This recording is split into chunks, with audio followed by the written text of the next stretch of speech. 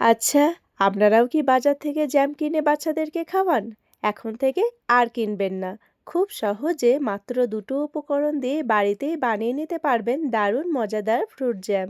নমস্কার বন্ধুরা, মন্দিরাস ইন্ডিয়ান কিচেনে সকলকে স্বাগত। আমি মন্দিরা ফ্রম সিমলা। আজকে আমি আপনাদের সঙ্গে শেয়ার করব দারুণ মজাদার অ্যাপেল জ্যামের রেসিপি। মাত্র দুটো উপকরণ দিয়েই একদম দোকানের মতন অ্যাপেল জ্যাম বাড়িতেই বানিয়ে নিতে পারবেন। তো চলুন রেসিপিটা দেখে নেওয়া যাক। আমি এখানে কিছুটা পরিমাণের অ্যাপেল নিয়ে নিয়েছি। আমার এখানে অ্যাপেলটা 1 কিলো মতন রয়েছে। আপনারা আপনাদের হিসেব মতো নিয়ে নেবেন। আমি এখানে রেড অ্যাপেলটাই ব্যবহার করেছি। এই অ্যাপেলটা খেতে খুবই মিষ্টি আর খেতেও ভীষণ টেস্টি। আপনারা অবশ্য যে কোনো অ্যাপেলই ব্যবহার করতে পারেন। এবার এই অ্যাপেলগুলোকে ভালো করে ধুয়ে আমি ছোট্ট ছোট্ট পিসেস করে কাট করে নিয়ে আসছি। আমার এখানে অ্যাপেলগুলো ছোট্ট ছোট্ট পিসেস করে কাট করা হয়ে গেছে। আমি কিন্তু অ্যাপেলের খোসা ছাড়াইনি, খোসা শুধুই অ্যাপেলগুলোকে ছোট্ট ছোট্ট পিসেস করে কাট করে নিয়েছি। অ্যাপেলের একটা টুকরো খেয়ে দেখলাম ভীষণ মিষ্টি। এবার এদিকে একটা মিক্সিং জার নিয়ে নিয়েছি আর মিক্সিং জারের মধ্যে অ্যাপেলের টুকরোগুলোকে দিয়ে দিচ্ছি। এবার একটা ঢাকনা দিয়ে খুব ভালো করে পেস্ট বানিয়ে নিয়েছি। এবার একটা পাত্রে ঢেলে নিচ্ছি। ঠিক একই রকমভাবে বাকি অ্যাপেলের টুকরোগুলোকেও আমি পেস্ট করে নিয়েছি। আমার এখানে পেস্টটা একদম রেডি হয়ে গেছে, একদম স্মুথ করে কিন্তু পেস্ট করে নিয়েছি।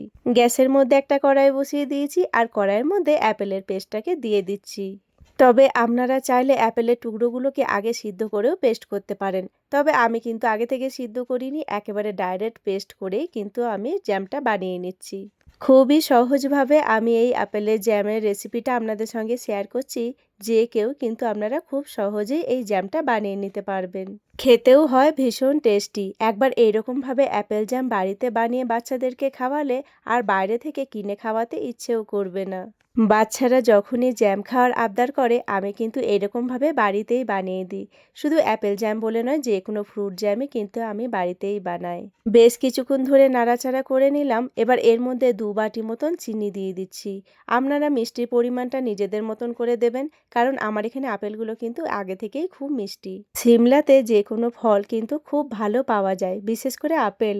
আপেল তো সিমলাতে চাষ হয়, এই জন্য আপেলও কিন্তু খুব ভালো পাওয়া যায় এখানে।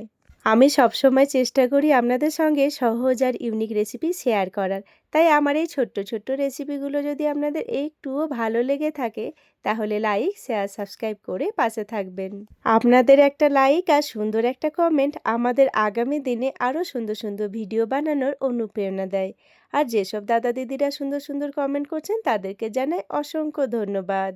বেশ কিছুক্ষণ ধরে নাড়াচাড়া করে নেওয়ার পরে এবার এর মধ্যে দিয়ে দিচ্ছি একটু ফুড কালার। আমি এখানে রেড ফুড কালারটা ব্যবহার করেছি। এটা কিন্তু পুরোপুরি অপশনাল।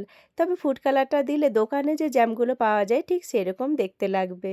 এই রকমভাবে অ্যাপেল জ্যাম বাড়িতে বানিয়ে বাচ্চাদেরকে খাওয়ালে বাচ্চারা বুঝতেই পারবেন না যে আপনারা বাড়িতে বানিয়েছেন কি বাজার থেকে কিনে এনেছেন। আর যেসব দাদা দিদিরা আমার ভিডিওতে সুন্দর সুন্দর কমেন্ট করছেন তাদেরকে জানাই অসংখ্য ধন্যবাদ। আপনারা এইভাবেই আমার পাশে থাকবেন। জ্যামটা ফুটতে ফুটতে কিন্তু অনেকটাই গাঢ় হয়ে গেছে। আমি এখানে তুলে দেখাচ্ছি, দেখুন অনেকটা কিন্তু গাঢ় হয়ে গেছে। এবার এর মধ্যে দিয়ে দেবো 2 চামচ মতন পাতিলেবুর রস। এটা কিন্তু দিতে হবে। পাতিলেবুর রসটা দিলে দোকানে যে জ্যামটা খেতে লাগে ঠিক সেরকম টেস্টও লাগবে আর জ্যামটা অনেকদিন পর্যন্ত ভালো থাকবে। পাতিলেবুর রসটা দিয়ে আবারও একটু নাড়াচাড়া করে নিচ্ছি। আমার জ্যামটা প্রায় হয়েই এসেছে।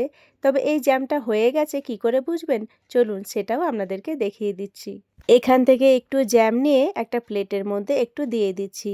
এবার এই প্লেটটাকে এদিক ওদিক ঘুরিয়ে দেখব। জ্যামটা যদি নিচের দিকে পড়ে না যায়, একই জায়গায় রয়ে যায়, তাহলে বুঝতে হবে আমাদের জ্যাম একদম রেডি। জ্যামটা আমার এখানে পুরোপুরি রেডি হয়ে গেছে। এবার গ্যাসের ফ্লেমটাকে আমি অফ করে দিচ্ছি।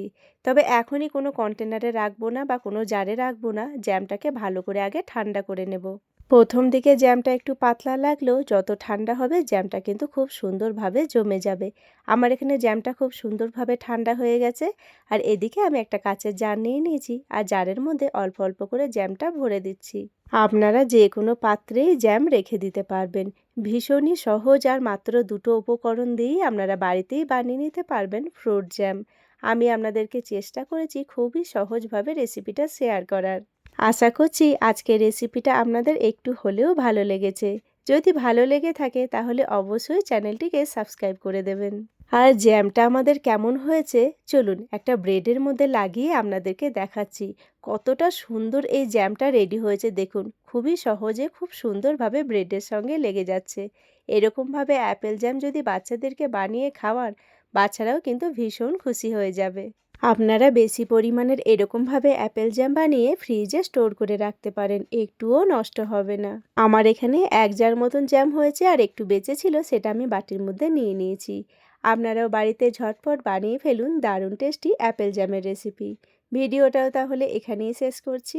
আমার আজকের রেসিপি আপনাদের কেমন লাগলো অবশ্যই কমেন্ট করে জানাবেন। ভালো লাগলে লাইক, শেয়ার, সাবস্ক্রাইব করে দেবেন। আবারও আসবো নতুন কোনো একটা রেসিপি নিয়ে। ততক্ষণের জন্য সবাই ভালো থাকবেন, সুস্থ থাকবেন।